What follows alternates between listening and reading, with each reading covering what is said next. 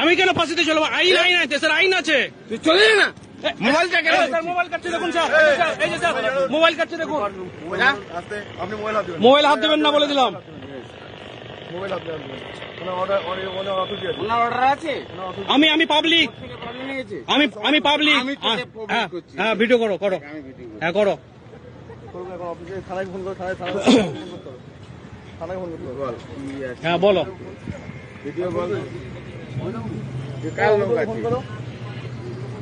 আমি আম আদমি, আমি বাঙালি, আমি ভারতীয়, আমি দেশের সংবিধানে বিশ্বাসী, আমি আইনে বিশ্বাসী, গণতন্ত্রে বিশ্বাসী। কার তো? তোকে দেখছি আমি। আমাকে কিন্তু রীতিমতো দেখে নেবো। হ্যাঁ কে আছিস? আমার ক্ষমতা নেই হ্যাঁ ভাই। হ্যাঁ আমাকে এটা থ্রেট দিয়ে কৃষকের চলে ছেলে, যাচ্ছে। শোন, আমি এটা কৃষকের ছেলে, পুলিশের সঙ্গে ইন্টারেস্ট নিচ্ছি। ওকে স্যার আমি- ড্রিঙ্কের লেভেলটা একটু টেস্ট করলে ভালো হতো স্যার। না আমার মোবাইল নিন। ড্রিঙ্কের লেভেলটা টেস্ট করলে ভালো হতো। করবে তো, আসবে তো, পুলিশ নিয়ে যাবে তো। নিয়ে যাও। হ্যাঁ যাবে তো, আমি আছি তো। আসবে। আমি তো অনুরোধ করবো পুলিশকে, আমি তো পুলিশকে অনুরোধ করবো, কি আছে আমি দেখে নিচ্ছি। আমি তো পুলিশকে অনুরোধ করবো। জল খেয়েছো ভাই? হ্যাঁ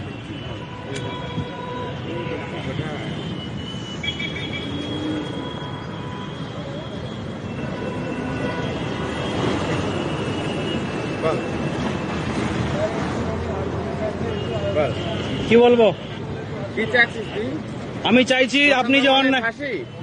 আপনি যে অন্যায়টা করেছেন, না প্রশান্ত ভবনে ফাঁসি যাচ্ছি ফাঁসি কেন চাইবো আমি? না, যখন গাড়িতে অ্যাক্সিডেন্ট হ্যাঁ। হয়েছে তুই ছিলি। শাস্তি হবে, হ্যাঁ, অন্যায় শাস্তি হবে। বুঝলি? এই ভাই বলবে।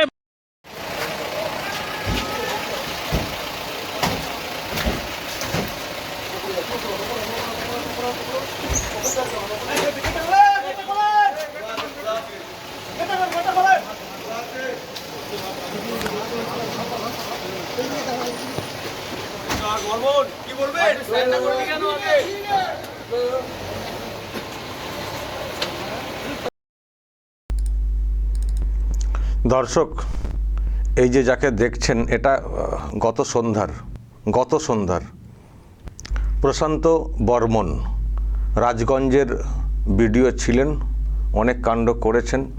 এক স্বর্ণ ব্যবসায়ীকে খুনের মামলাতে নামটা জড়িয়েছিল।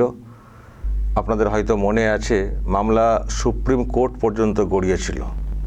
ওনাকে মানে আত্মসমর্পণ করতে বলেছিল সুপ্রিম কোর্ট। তারপরে তো খুঁজে পাওয়া যাচ্ছিল না, উধাও টাইপের উধাও ছিলেন। তো কালকে কলকাতার নিউ টাউন এলাকাতে গাড়ি নিয়ে যাচ্ছিলেন, গাড়ি নিয়ে মানে খুব দ্রুত গতিতে যাচ্ছিলেন, তো একজনকে মেরে দিয়েছেন। তো তারা আবার ধাওয়া করে গাড়িটাকে ধরেন, স্কুটি নিয়ে ধরে যখন তার সঙ্গে কথা হয়, মানে সুস্থ তো ছিলেন না, ছিলেন না, মানে কথা শুনেই নিশ্চয়ই বুঝতে পারছেন। আবার পাল্টা উনি ভিডিও ক্যামেরা করার চেষ্টা করেছেন।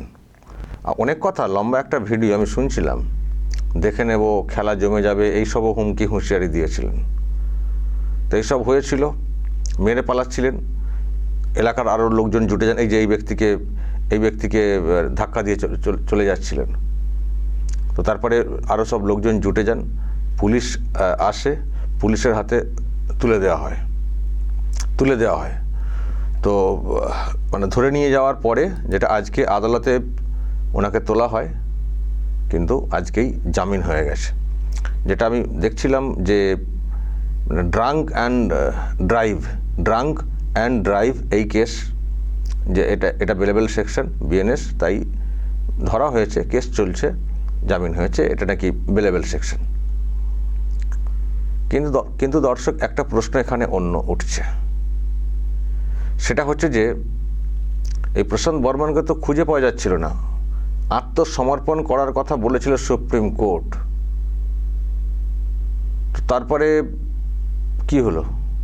ঠিক আছে, যে কেসে ধরা হয়েছিল, আটক করা হয়েছিল, ড্রাঙ্ক অ্যান্ড ড্রাইভ, যেটা আর কি মদ্যপ অবস্থায় গাড়ি চালানো, যে এই কেসে মানছি এটা বেলেবেল সেকশন, তাই নাই জামিন হয়ে গেল। কিন্তু ওই যে আত্মসমর্পণ করার যে বিষয়টা, সেটার কি হলো? নিশ্চয়ই দর্শক আপনাদের মনে প্রশ্ন তৈরি হবে, সেটার কি হলো? ওনার নামে এত কথা শুনলাম, এত অভিযোগ, যে মানে আত্মসমর্পণ করতে হবে, হাইকোর্ট সুপ্রিম কোর্ট কত কী হয়ে গেল, তাহলে সেই কেসটা ট্যাগ করে ওনাকে কাস্টডিতে কেন নেওয়া হলো না? যে কেসে ধরা হয়েছে সেটা অন্য, কিন্তু আগের ওই কেসটাতে ট্যাগ করে কেন নেওয়া হলো না? আমি দেখছিলাম যে স্বর্ণ ব্যবসায়ীকে খুন করা হয়েছে তার পরিবারের সব রিয়াকশন দেখছিলাম মিডিয়াতে। পরিবারের লোকেরাও মানে দেখলাম একটা স্বস্তি ফিল করছিলেন যে এরকম একটা ব্যাপার, ওনার যেন সর্বোচ্চ সাজা হয়, মানে পাওয়া যাচ্ছিল না, এখন একটা অন্য কেসে ধরা হয়েছে, ফলে এই কেসটাকে ট্যাগ করে ওর সর্বোচ্চ সাজা দিতে হবে। আমি দেখছিলাম পরিবারের লোকেরা বলছিলেন, কিন্তু সেটা তো কোনো ট্যাগ হলো না তো। মানে এই কেসে জামিন মানে জামিন, বেরিয়ে চলে গেছেন, ওনাকে আর ওই কেসে ট্যাগ করা যায়নি, আটকে রাখা যায়নি, বেরিয়ে চলে গেছেন। ফলে হলোটা কি? নতুন সরকার এলো, আইনের শাসন প্রতিষ্ঠা হয়েছে বলে বলছি, খুব কড়া অ্যাকশন হচ্ছে, আর সেখানে পুরনো একটা মামলা আত্মসমর্পণ করার কথা ছিল, মানে ওয়ারেন্ট টাইপের, তো সেখানে ঠিক আছে যে কেসে ধরা হয়েছে ওটা না হয় বেলেবেল, কিন্তু ওই কেসটা ট্যাগ করে কেন আটকে রাখা হলো না? নিশ্চয়ই দর্শক এই প্রশ্ন উঠবেই। দর্শকের উত্তর আমরাও খোঁজার চেষ্টা করছি, কি হলো? সত্যি তো আমরাও তো অবাক হয়ে গেছি, কি হলো? উত্তর খুঁজতে গিয়ে দর্শক যে খবরটা পাচ্ছি, যে ঘটনা স্বর্ণ ব্যবসায়ী খুনের যে ঘটনা, তার যে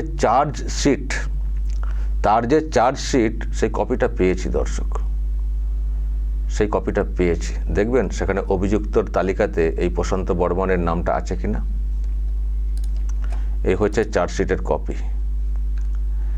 আমি যদি আপনাদেরকে একটু বড় করে দেখাই,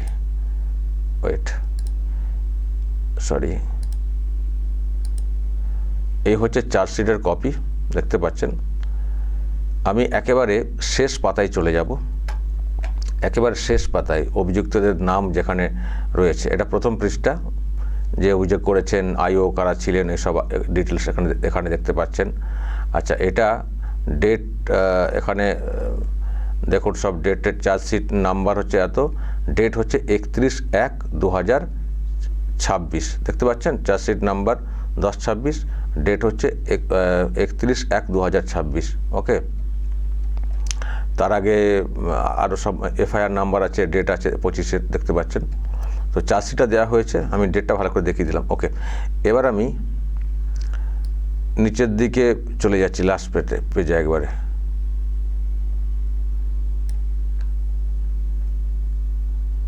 এই হচ্ছে দর্শক অ্যাকিউজড পারসন, 5 জন।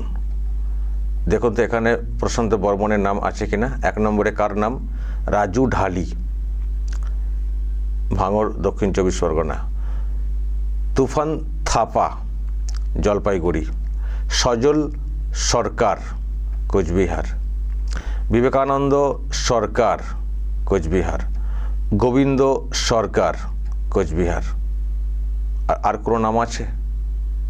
5 জনের নাম এখানে দেখতে পাচ্ছি। 5 জনের মধ্যে একটাতেও কিন্তু এই প্রশান্ত বর্মন এই নামটা কিন্তু দেখতে পেলাম না। তাহলে ব্যাপারটা কি হলো? দর্শক? এত হইচই, এত কিছু, আমরাও অনেক এটা নিয়ে খবর করেছি, অন্যান্য মিডিয়াও খবর করেছে, আর আমি দেখতে পাচ্ছি এখানে 31/10/2025 এফআইআর আর 31/1/2026 চার্জশিট দেওয়া হয়েছে, সেখানে প্রশান্ত বর্মনের নামটাই নেই। অথচ তার নামে অভিযোগ হলো, খবর হলো, কত কী হলো, কিন্তু যখন চার্জশিট দিচ্ছে পুলিশ, সেখানে নামটাই তো নেই, নামটাই তো উড়ে গেছে। তাহলে কোটি বা কাকে আত্মসমর্পণ করতে বলেছে? নামই তো নেই চার্জশিটে। 31/1/2026 যে চার্জশিট, সেখানে নামই নেই প্রশান্ত বর্মনের, এই ব্যক্তির। ব্যাপারটা কি হলো? যাকে মাস্টার মাইন্ড বলা হচ্ছিল, যিনি নিজের হাতে মানে মারধর করা থেকে শুরু করে এরকম খবর এসেছিল, কত হইচই হয়ে গেল, তার নামটাই নেই চার্জশিটে। সব রাতারাতি চুপি সব এদিক ওদিক করে দেওয়া হয়েছে। তাহলে আর কী করে? আমি দেখছিলাম একটা খবর হচ্ছিল মিডিয়াতে যে আত্মসমর্পণের কপি বা এই ওয়ারেন্ট অর্ডার কোর্টে পৌঁছায়নি, সেই জন্য ওই কেসটা ট্যাগ করা যায়নি। পুলিশের এখনও গাফিলতি, সরকার বদলালেও পুলিশ এখনও তাকে ছাড় দিচ্ছে, জামিন পাইয়ে দিচ্ছে। এটা আমি দেখছিলাম খবরে কেউ লিখেছে, কিন্তু বিষয়টা ওটা না। যেটা বলা হচ্ছে যে ওকে ধরা হয়েছে, মদ্যপ অবস্থায় গাড়ি চালাচ্ছিলেন, সেটা ধরে কেস দেওয়া হয়েছে, যেটা হয়েছে এটা পুলিশ এই মুহূর্তে যেটা করে সেটা করেছে পুলিশ, কিন্তু কেস ট্যাগিংয়ের যে বিষয়টা সেটা তো নির্ভর করবে নামটা আছে কি নেই। নাম নেই এখনই হুট করে ট্যাগ করে দেওয়া এটা তো সম্ভব না, চাইলেও তো করা যাবে না, কাগজ দেখাতে হবে। তো কাগজে তো নামই নেই প্রশান্ত বর্মনের, তো ওই কেসটা কী করে ট্যাগ করে জামিনটাকে আটকানো যাবে, কি করে? নামই তো উড়িয়ে দেওয়া হয়েছে।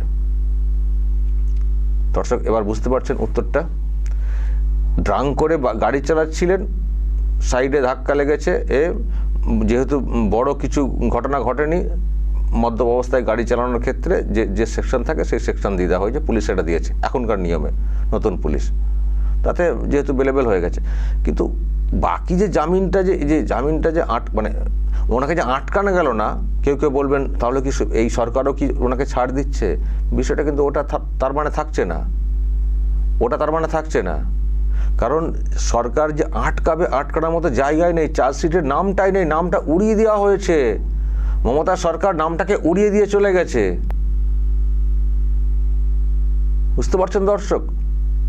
সেই জন্য বেরিয়ে চলে গেছেন, জামিন পেয়ে গেছেন, বেরিয়ে চলে গেছেন। তাহলে যা খেলাটা সেটা আগের সরকার খেলে গেছে। হ্যাঁ, এবার বলবেন যে খেলে গেছে মানে কি খেলা শেষ? না, খেলা শেষ কেন হবে? পরিবারের লোকেরা এবার ওটাকে চ্যালেঞ্জ করবেন, তারা তো অভিযোগ করেছিলেন, ওটাকে চ্যালেঞ্জ করে তারা এবার যাবেন আদালতে, ফের দরকার হলে ওই ফাইল নতুন করে খোলা হবে, পরিবারের লোকেদেরকে চ্যালেঞ্জ করতে হবে এই বিষয়টা। চার্জশিট যেটা নাম উড়ে গেল, কী করে উড়ে গেল? এত অভিযোগ, এত কিছু বলা সত্ত্বেও, সাক্ষী দেওয়া সত্ত্বেও কী করে উড়ে গেল? তারা নিশ্চয়ই বলবেন। ফলে পরিবারের লোককে আবার এগিয়ে আসতে হবে, চ্যালেঞ্জ করতে হবে, তারপর ফাইল তো খুলবেই, ফাইল তো খুলছেই, দেখতে পাচ্ছেন অনেক ক্ষেত্রে। বুঝতে পারছেন কত দরদ ছিল আগের সরকারের এই প্রশান্ত বর্মনের প্রতি। আর প্রশান্ত বর্মনও দেখেছেন তো, উনি তো নাকি সাদা খাতা জমা দিয়ে ভিডিও হয়েছেন, এটাই তো মার্কেটে বলা হয়ে থাকে, অযোগ্য কিন্তু ভিডিও হয়ে গেছেন দিদিমণির দৌলতে, এটাই মার্কেটে প্রচার, অভিযোগ আকারে সামনে আসে। আমরা অত সত্য মিথ্যা বলতে পারবো না। তো সেই ব্যক্তিকে দেখেছিলাম কীভাবে ওখানে হুঁশিয়ারি দিচ্ছিলেন লক্ষ্মীর ভাণ্ডার এইসব নিয়ে, মনে পড়ছে সেসব ভিজুয়াল উত্তরবঙ্গে। যেমন মুখ্যমন্ত্রী ছিলেন তার তেমন ভিডিও হয়েছিলেন। সেই ভিডিও, ওই কাণ্ড, মানুষকে মেরে ফেলার একটা অভিযোগ এলো, তারপরও ব্যবস্থা হচ্ছিল না, অনেক এই নিয়ে হইচই পড়লো, তারপরে খানিকটা অভিযোগ আকারে এলো, তাতেও মানে ওনাকে সরানো করা কিছু হচ্ছিল না। যখন শুনলাম সুপ্রিম কোর্ট বলেছে আত্মসমর্পণ করতে, তারপর দেখলাম হঠাৎ গায়েব, তখন ওনাকে ওই জায়গা থেকে সরানো হলো, ভিডিও যেখানে ছিল সেখান থেকে সরানো হলো। কিন্তু এখন চার্জশিট দেখছি নামটাই নেই। 31/1/2026 জানুয়ারির 31 তারিখে চার্জশিট বের করেছে, নামই নেই। বোঝো এবার, খুবই রহস্যজনক ব্যাপার। আমি তো বলবো নতুন সরকার নিশ্চয়ই এটা দেখবে, তবে পরিবারের লোকেদেরকে এটা নিয়ে চ্যালেঞ্জ করতে হবে। তারপর যা করার হয়তো শুভেন্দু সরকার করবে। দর্শক বলবেন যা বলার, এবং নজর রাখবেন আরামবাগ টিভিতে।